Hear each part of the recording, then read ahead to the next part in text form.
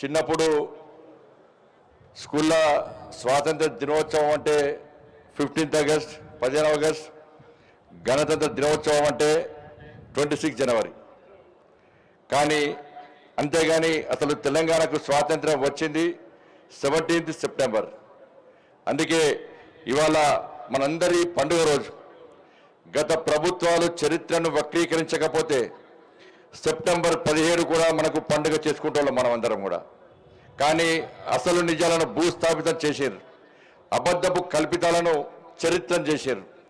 భారతదేశానికి 1947 ఆగస్టు 15 స్వాతంత్రం లభిస్తే 399 రోజుల తర్వాత అంటే 1948 సెప్టెంబర్ 17న నిజాం నిరంకుశ పాలన నుండి తెలంగాణ ప్రజలకు విముక్తి లభించిన రోజు. భారతదేశంలో హైదరాబాద్ సంస్థానం విలీనమైన రోజు. తెలంగాణకు స్వాతంత్రం వచ్చి ఇవాళకి సరిగ్గా 76 ఏళ్ళు. 1947 15 ఆగస్టున దేశానికి స్వాతంత్రం వచ్చినా తెలంగాణకు ఎందుకు రాలేదు? నిజాం పాలనలో తెలంగాణ ప్రజల పరిస్థితి ఏ విధంగా ఉండేదని ఎవరన్నా చెప్పగలరా? రజాకర్ల రాక్షస పాలన నుండి తెలంగాణకు విముక్తి కల్పించేందుకు జరిగిన పోరాటాలు ఏంటియో అసలు మనకు తెలుసా? కొట్లాడి ప్రాణాలొడ్డి తెచ్చుకున్న నాటి తెలంగాణ స్వాతంత్ర పోరాట ఫలాలు నేటికి అందుతున్నాయా లేదా? ఇవేవి మనకు తెలియకుండా కుట్ర చేసిన విషయం వాస్తవం.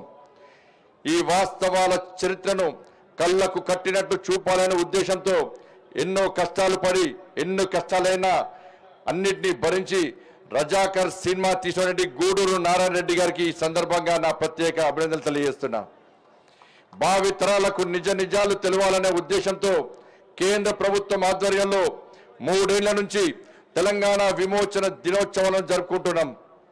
ఈ అవకాశాన్ని కల్పించిన మన ప్రియతమ నేత దేశ ప్రధాని గౌరవనీయులు శ్రీ నరేంద్ర మోడీ గారికి, కేంద్ర హోంశాఖ మంత్రులు శ్రీ అమిత్ షా గారికి తెలంగాణ ప్రజల పక్షాన హృదయపూర్వక కృతజ్ఞతలు తెలియజేస్తున్నా.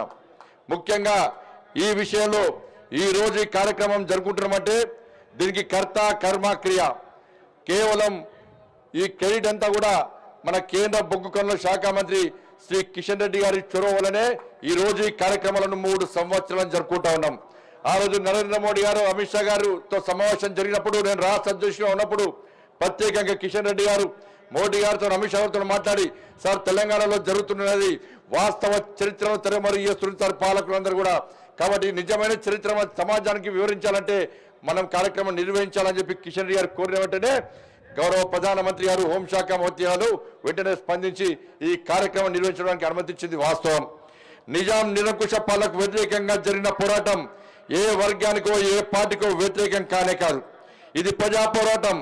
దేశ భక్తులకు దేశ విభజన ద్రోహులకు మధ్య జరిగిన పోరాటం. భూమి కోసం భుక్తి కోసమే కాదు, తెలంగాణ ప్రజల బానిస సంఖ్యలను తెంచి స్వేచ్ఛా వాయులు పీల్చుకునేందుకు జరిగిన పోరాటం.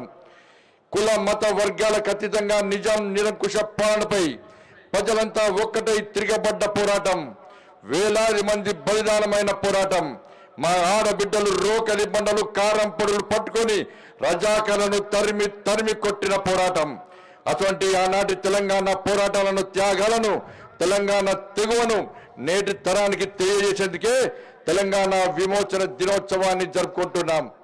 నిజాం నిరంకుశ పాలనలో రజాకర్ల అకృత్యాలను తలుచుకుంటే ఇప్పటికీ నా రక్తం సలసల మరుగుతుంది. నా తెలంగాణ ఆడబిడ్డలపై జరిగిన మానభంగాలు బట్టలిప్పించి మా అక్కాచెలను నగ్నంగా బతుకమ్మ ఆడించిన ఘటనలు ఇలా తెలంగాణ సమాజం మర్చిపోదు. పరకాలలో 1500 మంది జాతీయ జెండాను ఎగిరేసినందుకు జలియన్ వాలాబాగ్ తరహాలో కాల్పులు జరిపిన దుర్మార్గపు సంఘటనను మనం మర్చిపోతామా? బైరాన్పల్లి గుండ్రాన్పల్లి 1000 ఊడల మర్రిలో రజాకర్ల దురాగతను ఎన్నటికీ మర్చిపోం. కొమరం భీం, రామ్జీ గోండ్, బూర్గుల రామకృష్ణారావు, కొండా లక్ష్మణ్ బాపూజీ, చాకలి ఐలమ్మ, నారాయణరావు పటేల్, ఆరుట్ల దళిత మహిళ ముత్తమ చేసిన పోరాటాలను ఎన్నటికీ మర్చిపోం. ఇలా చెప్పుకుంటూ పోతే తెలంగాణలో ప్రతి గ్రామానికి రజాకర్లపై పోరాడిన చరిత్ర ఉంది. ఈ మట్టిలో ఈ గాలిలో ప్రతి నీటి చుక్కలో బానిసత్వానికి, నిరంకుశత్వానికి, రాజరికానికి ఎర్రెడ్డి పోరాడి గెలిచిన స్ఫూర్తి ఉందన్న విషయం వాస్తవం. అందుకే నా తెలంగాణ పోరాటాల పురిటిగడ్డ, ఈ గడ్డ మీద పుట్టినందుకు గర్వపడాలి.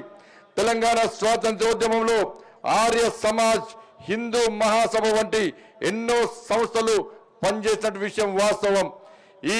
ఈ తరం ఉస్మానియా యూనివర్సిటీలో జై తెలంగాణ నినాదాలను చూసింది. ఆ తరం యూనివర్సిటీ క్యాంపస్ లో మిన్నంటిన వందే మాతరం నినాదాలతో గర్జించింది.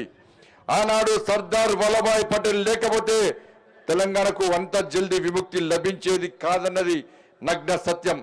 నిజాం రాజు అంచరుడు, రజాకర్ల నాయకుడు కాసిం రజ్వీ, అదే ఇప్పటి ఎంఐఎం పార్టీ తెలంగాణను పాకిస్తాన్ లో కలపమని లేకుంటే స్వతంత్ర రాజ్యంగా ఉండాలని ప్లాన్ చేసిండు.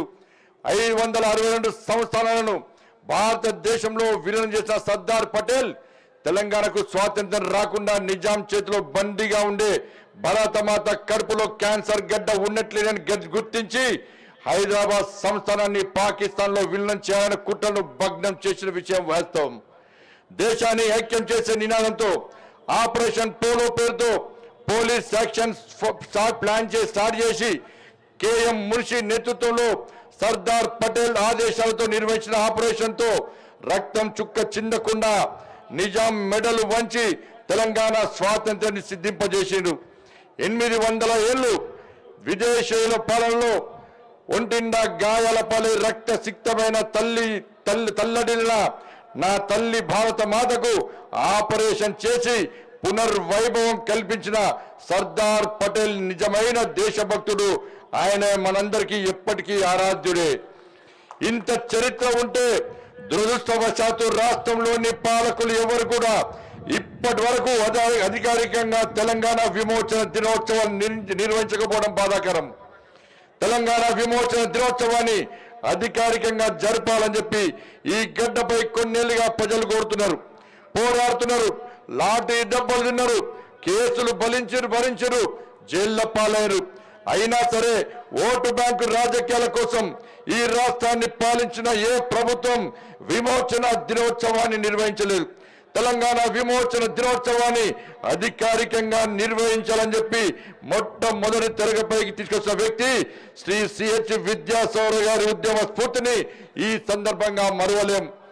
తెలంగాణ విమోచన దినోత్సవాన్ని నిర్వహించకపోవడం అంటే నాటి సమర యోధుల త్యాగాలను, బలిదానం అవమానించడమే. తెలంగాణ ప్రజలంతా రజాకర్లను తరిమి కొడితే నేడు కొన్ని పార్టీలు రజాకర్ల వారసుల మెప్పు పొందడానికి తెలంగాణ విమోచన దినోత్సవాన్ని నిర్వహించకుండా చరిత్రను తెరమరుగు చేస్తున్నారు. మేము మాట్లాడితే కొంతమంది మతం రంగు మొలుపుతారు, మతాల చిచ్చు పెట్టే ప్రయత్నం చేస్తారు. మేము సామాన్య ముస్లిం ప్రజలకు ఎన్నడూ వ్యతిరేకం కాదు. ఒక్క విషయం గుర్తుంచుకోవాలి, ముస్లింలంతా రజాకర్లు కాదు. తెలంగాణ విముక్తి కోసం షేక్ బందగి, షోయబుల్లా ఖాన్ వంటి ముస్లింలు నిజాం నిరంకుశ పాలనకు వ్యతిరేకంగా పోరాడి ప్రాణాలు వదిలిన సంగతిని గుర్తుంచుకోవాల్సిన అవసరం ఉంది.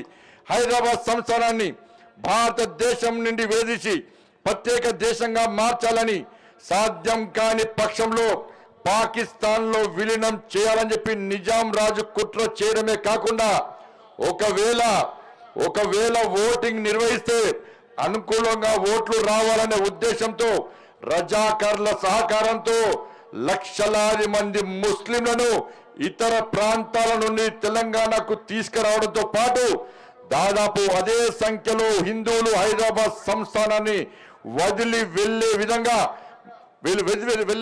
ప్లాన్ చేసే సంగతిని మనం మర్చిపోదు. నేను చెప్తున్న మాట కాదు. ఇంటిగ్రేషన్ ఆఫ్ ఇండియన్ యూనియన్ అనే పుస్తకంలో బీసీ మీనన్ చెప్పిన మాట. మా అందరి గురువు ప్రొఫెసర్ శేషగిరిరావు గారు రాసిన పొలిటికల్ ఇస్లాం పుస్తకంలోని మాట. అట్లాంటి దేశ విచ్ఛిన్నకర శక్తుల వారసుల పార్టీతో అధికార పార్టీలు అంటగాడడం సిగ్గుచేటు.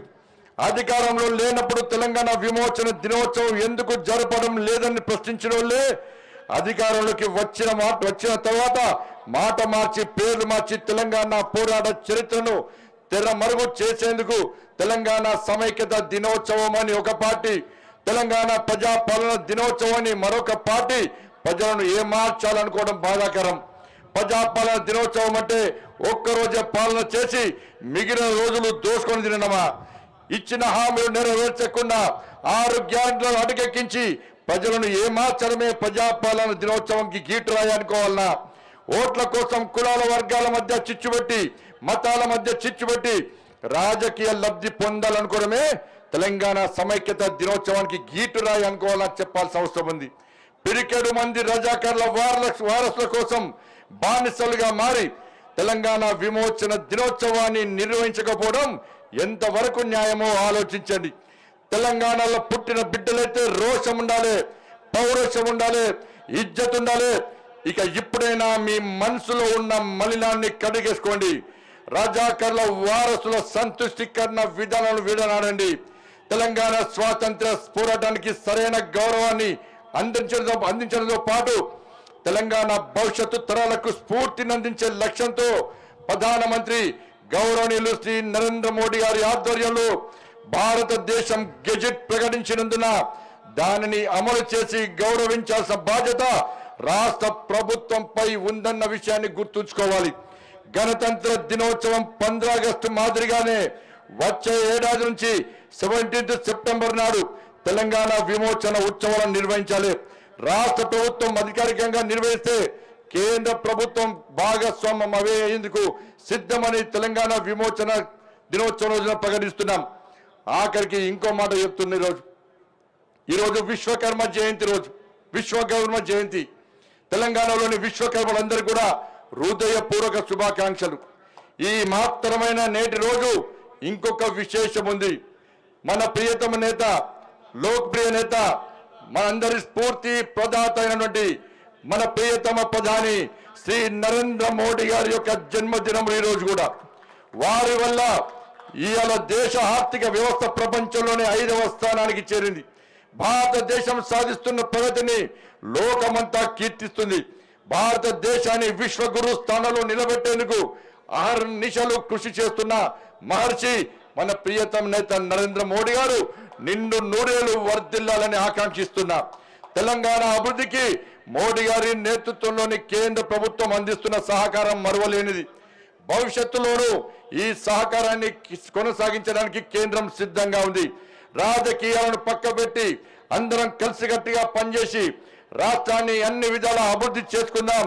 అభివృద్ధి ఫలాలను అట్టడుగు వర్గాల ప్రజలకు సైతం అందేలా నిరంతరం పాటుపడదాం. తద్వారా నాటి మన పెద్దలు కలలుగన్న రాష్ట్రాన్ని అందరం కలిసి అభివృద్ధి చేసుకుందాం. పరేడ్ గ్రౌండ్ వేదికగా తెలంగాణ విమోచన దినోత్సవంలో పాలు పంచుకున్నటువంటి కేంద్ర పారా మిలిటరీ బలగాలకు తెలంగాణ సంస్కృతి సాంప్రదాయాలను ప్రతిబింబిస్తూ అద్భుతంగా ప్రదర్శించిన కళాకారులందరికీ మనస్ఫూర్తిగా అభినందనలు తెలియజేస్తున్నాం. విమోచన దినోత్సవ వేడుకలను ఇంత అద్భుతంగా నిర్వహించినటువంటి కేంద్ర పర్యాటక సాంస్కృతిక శాఖ అధికారులకు, ముఖ్యంగా కేంద్ర సాంస్కృతిక పర్యాటక మంత్రులు శ్రీ గజేంద్ర షెకావత్ గారికి, ఇతర శాఖ సిబ్బందికి, పాల్గొన్న ప్రతి ఒక్కరికి హృదయపూర్వక ధన్యవాదాలు తెలియజేస్తూ ముగిస్తున్నాను. భారత్ మాతాకి జై. జై తెలంగాణ.